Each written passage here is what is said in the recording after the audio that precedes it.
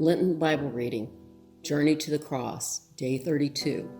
Jesus prays in Gethsemane, the betrayal and the arrest of Jesus before the council, and Peter denies Jesus, comes from Mark chapter 14, verses 32 to 72. He went to the place called Gethsemane, and he said to his disciples, "Sit here while I pray."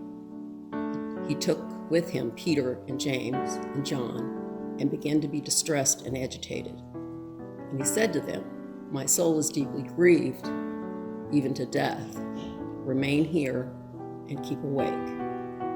And going a little farther, he threw himself on the ground and prayed that, if it were possible, the hour might pass from him. He said, "Abba, Father, for all things are possible. Remove this cup from me. Yet not what I want, but what you want." He came and found them sleeping, and he said to Peter, "Simon, are you asleep? Could you not keep awake 1 hour? Keep awake and pray that you may not come into the time of trial. The spirit indeed is willing, but the flesh is weak." And again he went away and prayed, saying the same words. And once more he came and found them sleeping, for their eyes were very heavy, and they did not know what to say to him. He came a third time and said to them, "Are you still sleeping and taking your rest? Enough! The hour has come. The Son of Man is betrayed into the hands of sinners. Get up, let us be going.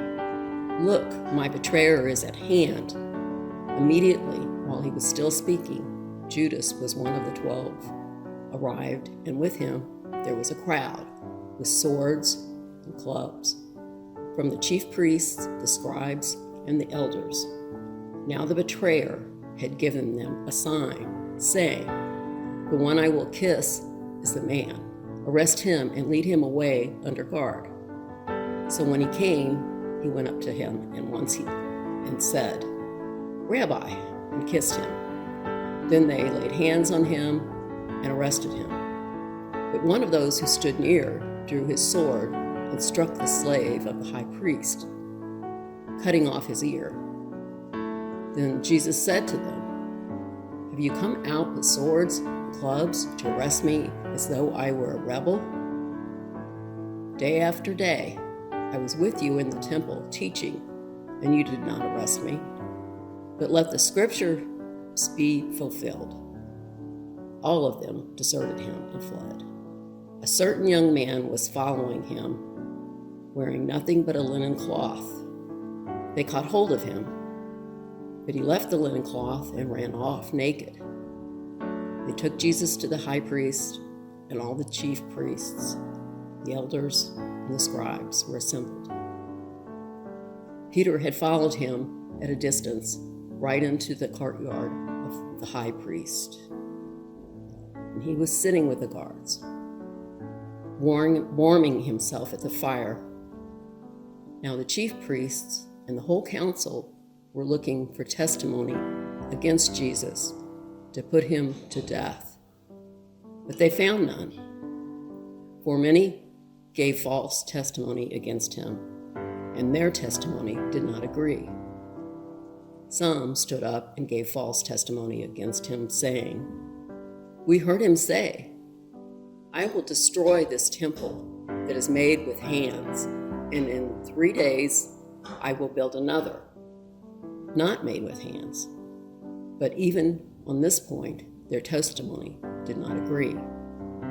Then the high priest stood up before them and asked Jesus, 'Have you no answer?